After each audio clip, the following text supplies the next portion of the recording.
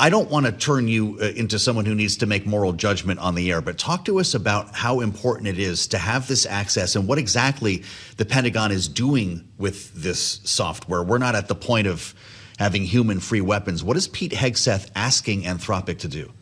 Well, I think there's a few things worth unpacking here. The first of which is that on classified DoD military computer networks, Claude is the only active AI model that is really already providing meaningful military and intelligence advantage using advanced AI capabilities. For example, we've seen in reporting by the Wall Street Journal that the raid on Maduro was enabled by offensive cyber capabilities that would not have been possible had Claude not been involved, had Anthropic not been involved. And since Anthropic won that $200 million contract to work with the Department of Defense, they have been leaning forward among all the frontier AI companies in most aggressively supporting national security.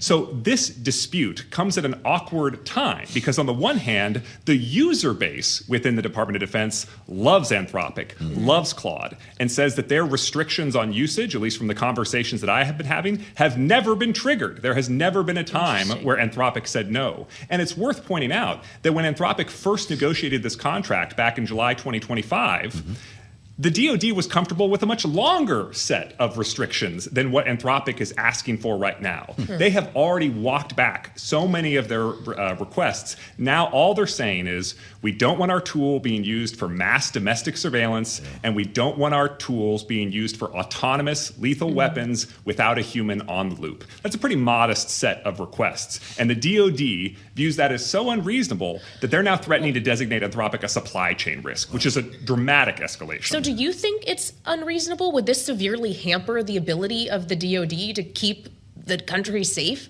So to be fair to the DoD, what they're saying is they want a contract that requires Anthropic to make their tools available for all lawful uses. Now, why might they want that? You can understand that the DoD, when lives are on the line, when national security is on the line, they do not want to be having a debate with their company providers about, can we use it for this? Can we use it for that? They need flexibility, and I understand that. However, the DoD already agreed to a much more restrictive set of terms back in July 2025. And so while I'm sympathetic to the DoD in saying it needs flexibility in these contract terms, what I think is an unreasonable escalation is threatening to designate Anthropic as a supply chain risk. That's what we do when we find out companies are secretly have Chinese or Russian ownership.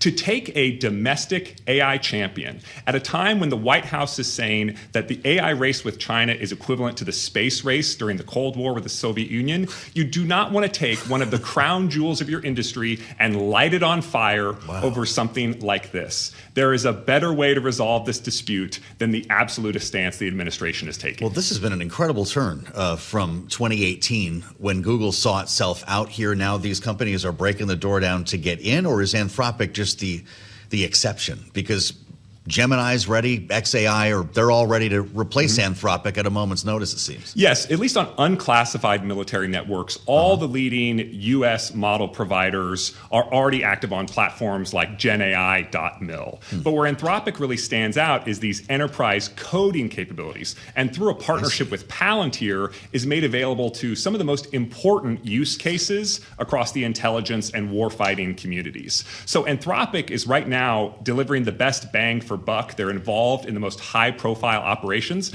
And so far, the user community really likes what they're getting and has said that since July 2025, they are not encountering these restrictions in a realistic scenario.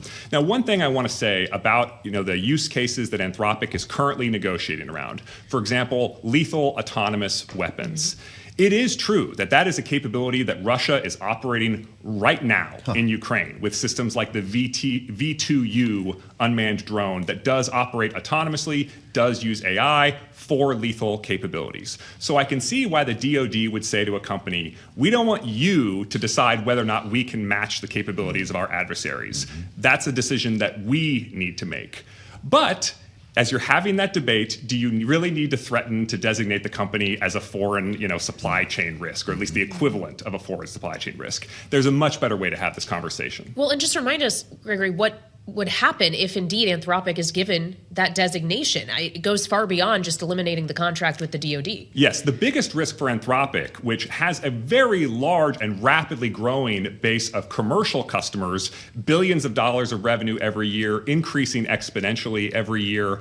The big threat is not this $200 million DoD contract. The biggest threat of that supply chain risk designation is that it could prevent other companies that supply to the DoD from doing business with Anthropic. In a worst case scenario, that could make Anthropic a non-starter for a whole huge segment of the American economy and could be almost fatal to their business. And that's why I think you should not even be casually throwing around threats like that. If you're trying to get startups excited about working with the DoD, do you really want to tell them that if you even dip your toe in the water, we're going to grab you and pull you all the way in? That's not a great message to be sending. Isn't that something? Let's zoom out for a moment here. You mentioned Palantir, and it has been wild, just the last couple of weeks, to watch the reaction in the markets from our vantage point here on Bloomberg, but even the conversation within the industry when it comes to agentic AI.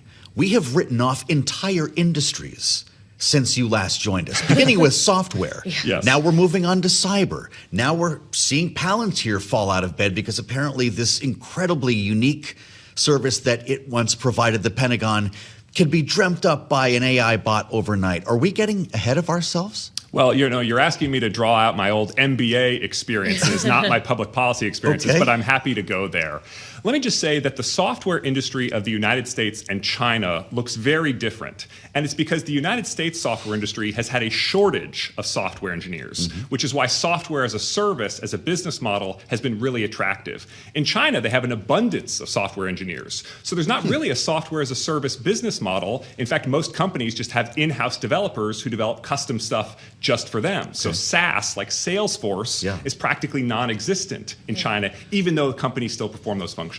Well, what if agentic AI makes the US software ecosystem look like the Chinese software ecosystem with an abundance of software engineers? So do you really need to pay Salesforce to use a tiny sliver of their service that isn't even customized for you when you can just bring in some agentic AI agents who can create the exact, perfect, highly customized set of software that everybody in your company wants to use? It could be a whole reorientation of the industry because that bottleneck might be broken. So it sounds like you think that skepticism is warranted in this case. 2 I would years say down at the a road. minimum, every company needs to have a justification for how that tsunami is not going to drown them. Well, and so it obviously raises massive questions for the labor market. We've had Fed governors left and right talking about this in recent weeks, that they don't even know how to properly assess what it's going to do to productivity, what it's going to do to the labor force. Lisa Cook suggested today she doesn't even know if monetary policy is a tool that is going to be able to offset what AI could do to the economy, which raises, putting your policy hat back on, what policy tools can do that? I would assume it has to come in the fiscal realm and from the government. So to do so, does President Trump need to get on this like tonight in the State of the Union to get ahead of this? Is it even possible still to be ahead of it? I expect President Trump to have a very optimistic message about AI because this is a massive opportunity for productivity enhancement. This is equivalent to the invention of the tractor. But it's worth thinking about, if you've ever read the book The Grapes of Wrath, which is about farmers in that era experiencing mechanization, it was a really difficult time for them because that increase in productivity over the long term, that led to more economic growth, more jobs, but in different sectors. Right. The population of America's workforce that was working on farms was something like 1 out of every 3 laborers in the 1920s. Today, it's closer to 1 out of every 100, even though we produce way more food. Now, here's the thing. Humans in that story were able to go work in manufacturing sectors or in service sectors because they could retrain and go have skills that tractors didn't. But you know who didn't retrain to find new skills? Horses. And the population of work horses in the American economy went from tens of millions to effectively 0 because they could not retrain. There was no comparative advantage that they offered. Yeah, I was just about This to is say. the key question. Is AI a normal technology that is mostly about increasing the productivity of humans, or do we cross that threshold where AI can do everything that a human can do better and cheaper? Why would people be employing people? And if you listen to the leading lights of AI, including Dario Amodei, but including his compatriots at every other company, I think the skeptic of the group at this stage is the CEO of Google DeepMind, who is predicting we'll cross that threshold in 10 years. Right. Dario thinks we'll cross it in 18 to 24 months. Do you go to bed at night thinking that you are working on the very technology then that will spell our demise? You know, there's a line that Jeff Bezos said in the rise of the Amazon as a book retailer, the earlier incarnation of Amazon. And what he said is that Amazon is not putting brick and mortar book companies out of business. The future is putting brick and mortar book companies out of business. You're not and making Amazon us is feel merely the herald of the future. And I think that there is, you know, a real chance that AI actually meets all the hype, and we actually are living in that transformative moment. Wow. And it's crazy because every generation says that they're living through some radical transformative moment, but this one might really be different. Okay, so for those who are driving in their car right now, listening or watching us on TV and thinking, oh my God, my job is not going to be safe, can you provide them any real reassurance? If you're someone who works on spreadsheets all day or looks at legal paperwork, I mean, the kind of jobs that we're told artificial intelligence easily could replace. So I would say you can sort of categorize jobs based on how difficult or easy it is to automate. It's not an accident that Claude Code is kind of the breakout moment for agentic AI. And that's true because the internet is full of extremely high quality training data, like everything on GitHub for here's how to do incredibly high quality coding work. But it's also that code is amenable to instant verification, which means that Claude can generate an answer and then run a test. Does this program actually do what I'm trying to get it to do? And that means it can generate its own training data by running these tens of millions of tests. But if you work in a field where there is not a lot of training data available on the internet, or it is not amenable to this automated testing, it's going to be a lot longer before that sort of thing can actually be automated. But over a 100-year time frame, it's very hard for me to say why anyone would be safe.